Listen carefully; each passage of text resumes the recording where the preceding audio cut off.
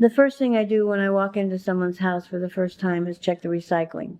Not obviously, not like I'm snooping. I've gotten good at making it look like I'm just glancing around, taking in the room, being a normal person who notices things.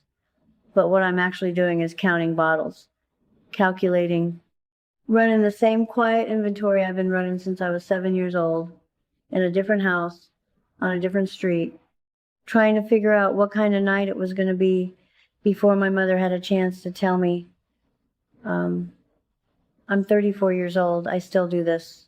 I do it at dinner parties. I do it at my boyfriend's parents' house. I did it the first time I visited my best friend's apartment, and she had a wine rack, and I stood there for half a second longer than I should have, counting bottles, assessing, and then smiled and said what a nice place she had. She has no idea. Nobody has any idea, which is sort of the whole point and sort of the whole problem.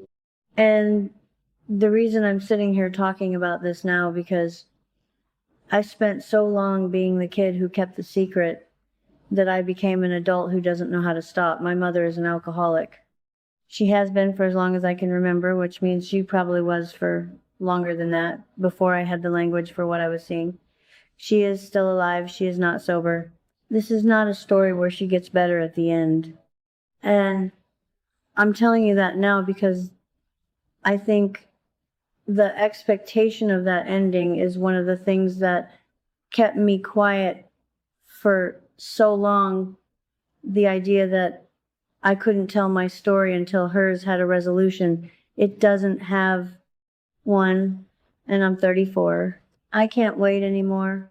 I grew up in a house in the Midwest, just my mom and me from the time I was 9, after my dad left in the particular way that men leave houses like ours gradually, then completely and without much explanation to the child left behind. I was an only child. I was also, from a fairly young age, something closer to a roommate than a daughter, which sounds harsh and is accurate. I learned to cook at 10 because someone had to. I learned to check the mail and pay the electric bill online at 13 because the lights had gone out once, and I had decided that would never happen again. I'm talking about this now because I started therapy 8 months ago. And my therapist said something to me in our third session that I have not been able to stop thinking about. She said, "It sounds like you've been on duty your whole life." And I sat there and didn't say anything for a long moment. And then I said, yeah, that's exactly right. And then I cried for about 10 minutes, which I hadn't done in therapy yet, and which embarrassed me, which is itself a symptom of the thing I'm trying to describe. I've been on duty my whole life. This is what that cost. There is a particular kind of intelligence that gets developed in chaotic houses. It is not the kind that gets praised in schools or rewarded in normal life. It's the intelligence of threat assessment, of walking through a front door and knowing in 3 seconds, from the quality of the silence and the position of things on the counter and whether the television is on or off, exactly what you are walking into. I could do that by the time I was 8. I knew my mother's drunk from her, very drunk from her, crying drunk from her, angry drunk. I knew which version was safe to approach and which version meant going quietly to my room and putting on headphones and doing homework until things settled. I knew that on Thursdays, for reasons I never fully understood, it was almost always bad. I knew that if she'd made dinner, it was probably going to be an okay night because she didn't cook when she was too far gone. I knew the sound of a bottle being opened versus the sound of a bottle being set down empty. I knew all of this before I knew long division. What I didn't know, what took me until my late 20s to even begin to understand, was that this constant, exhausting scanning of the environment was not something everyone did. I genuinely believed, for longer than I'd like to admit, that everybody walked into rooms and immediately assessed the emotional weather, that everybody clocked the tension in a person's shoulders from across the room, that everybody felt the low-grade hum of alertness that I felt essentially all the time. That's not vigilance if everyone does it. That's just being perceptive. Except everyone doesn't do it. I found that out the hard way. In the specific way, you find out that your baseline is not the baseline by being in a relationship with someone who had grown up in a calm house and watching him not notice things and feeling the particular vertigo of realizing that his not noticing was not negligence or stupidity, but just what it looks like when a person's nervous system hasn't been trained to be a smoke detector. His smoke detector worked normally. Mine had been going off at low volumes for 26 years. Before my friends came over, I hid bottles under the bathroom sink, behind towels, in the back of my closet, behind winter coats, under the kitchen sink, behind the cleaning supplies. I got very good at it, knowing how many she'd had already, knowing which ones she'd noticed missing and which ones she'd forgotten about. I had a system. I was 9, 10, 11 years old, and I had a system for concealing evidence of my mother's drinking from my friends before they walked in the door.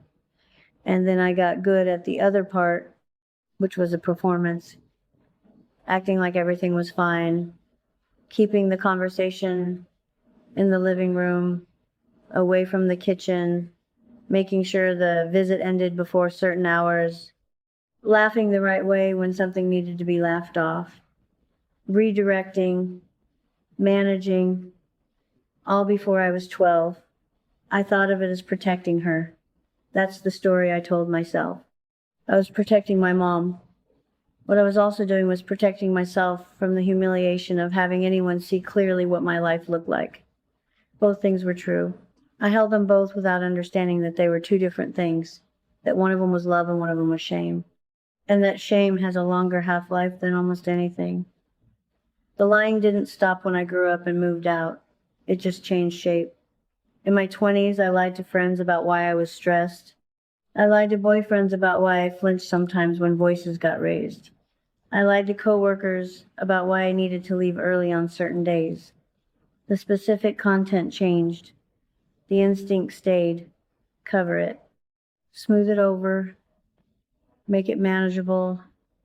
Don't let anyone see the whole picture. My therapist calls this adaptive behavior, which is a generous way of saying I learned to lie to survive, and then I survived and the lying stayed. My first serious boyfriend was 26, I was 19. And he was a disaster in the specific way that felt like home. Not an alcoholic, I want to be precise about that because I think the pattern is more subtle than simple repetition. He was chaotic, unpredictable, good for stretches, and then suddenly, inexplicably terrible. He needed a lot of managing. He needed someone to track his moods and calibrate accordingly to know when to push and when to back off, to absorb the fallout when things went wrong. He needed exactly the skill set I had spent my entire childhood developing. I'm not saying I was a victim. I chose him. I chose him in the specific way you choose something that feels familiar, not comfortable exactly, but known. My nervous system recognized the texture of his chaos and relaxed into it in this horrible way, like, oh, this is something I understand. This is something I know how to do. In a calm relationship, I had no idea what to do with myself. In a calm relationship, I was always waiting for the other shoe. I ended up in 2 more relationships after him that had similar shapes, not identical. Not with addiction specifically, but with the same central dynamic. Someone who took more than they gave, someone whose needs organized the relationship, someone I took care of more than I was taken care of. And each time I told myself it was just bad luck, bad choices, something about me that attracted the wrong type. It wasn't bad luck. I was fluent in one kind of relationship and illiterate in the others.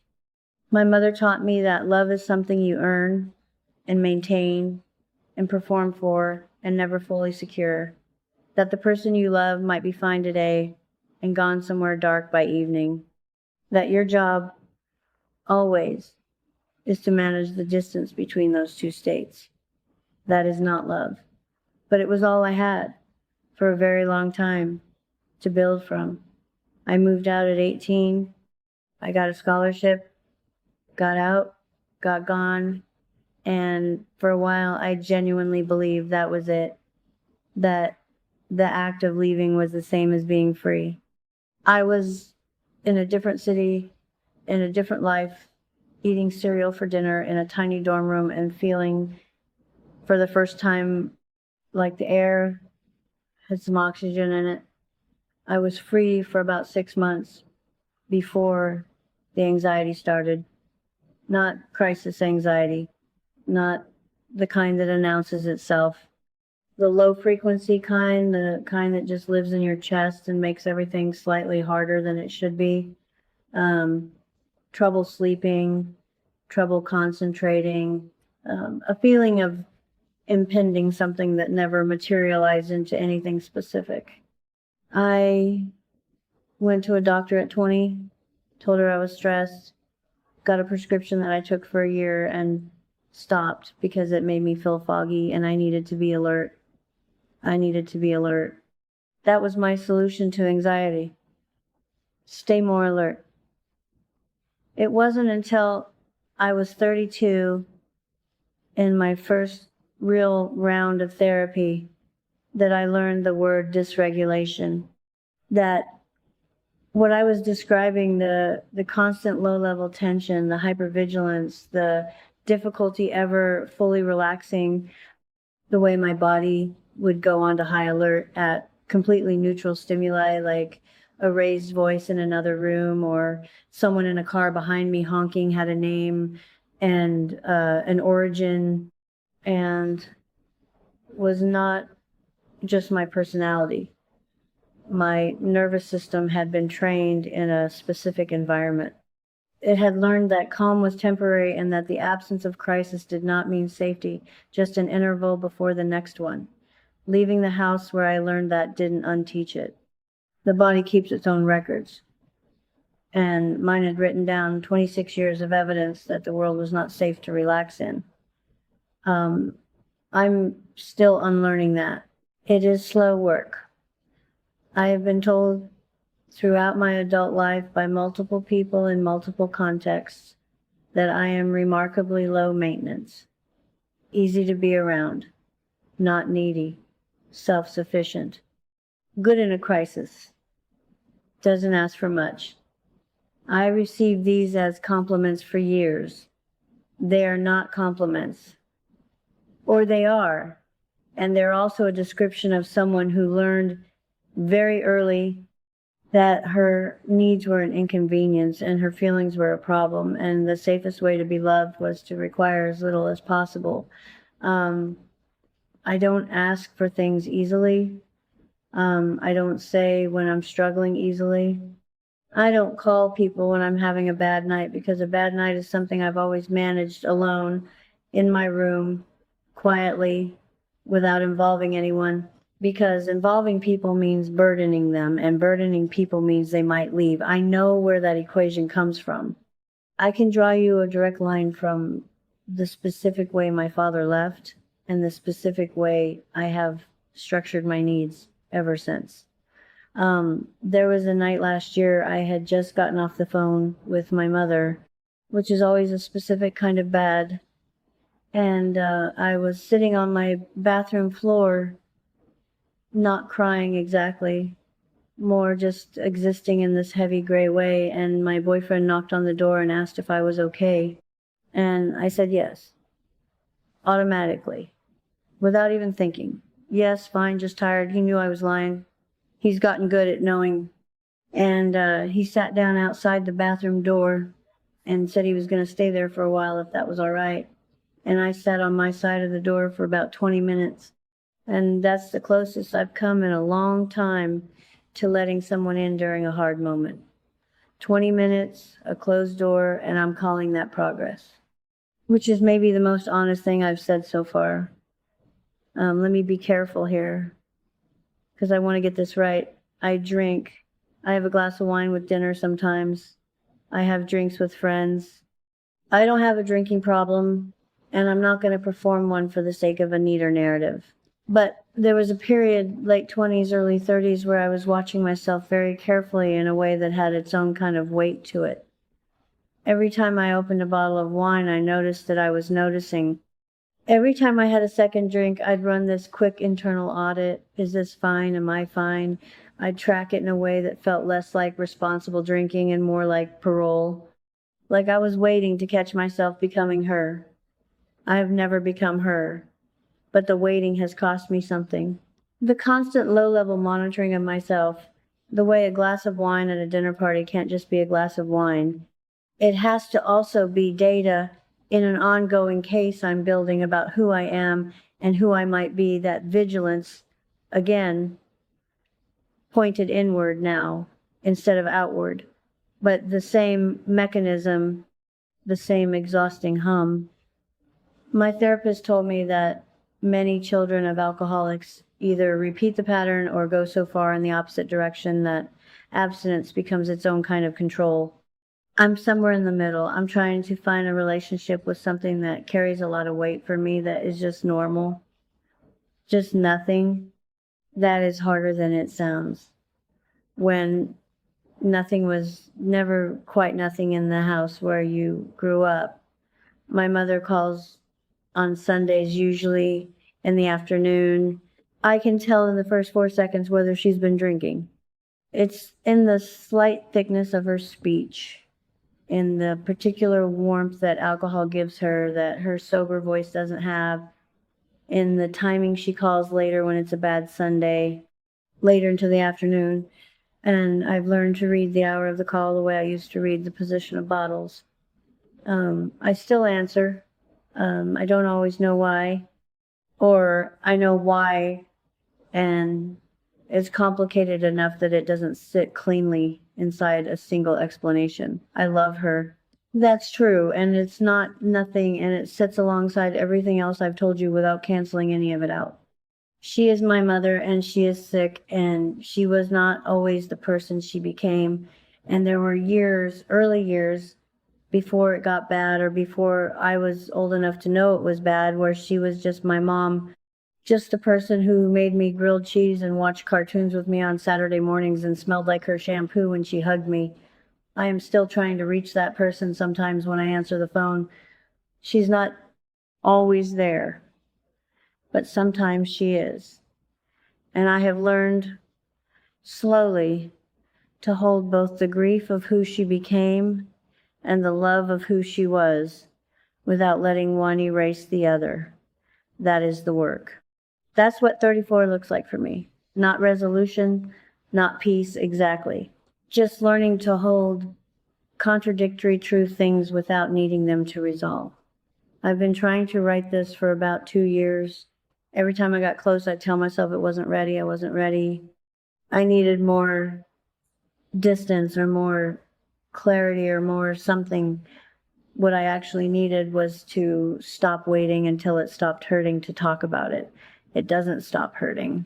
You just get more practiced at talking through it. The thing I haven't said to anyone, the thing that sits underneath everything else I've told you, I grieve the childhood I didn't have. Not abstractly, specifically. I grieve the version of me that would have grown up in a house where nobody needed managing, where I could have brought friends home without running inventory first, where my nervous system didn't have to become a surveillance system just to get through an ordinary week. I grieve her, the girl I would have been. I don't know who she is, and I'm 34, and I'm just starting to understand that it's okay to be sad about that. It's okay to be sad about that. If you grew up in a house like mine or a version of mine, because these houses come in a lot of different shapes, I don't have anything to fix it. I don't have a process. I'm not healed. I still check the recycling when I walk into someone's home for the first time. I still answer the phone on Sundays. I still sit outside closed bathroom doors longer than I should before I knock. but I'm starting to understand which parts of me are mine and which parts are just the house I grew up in, and learning to tell the difference. That's not nothing. Some days it's everything. If you're still carrying someone else's secret, your mom's, your dad's, whoever's, I just want you to know you don't have to keep hiding the bottles. Not anymore. That was never your job. It was never your job.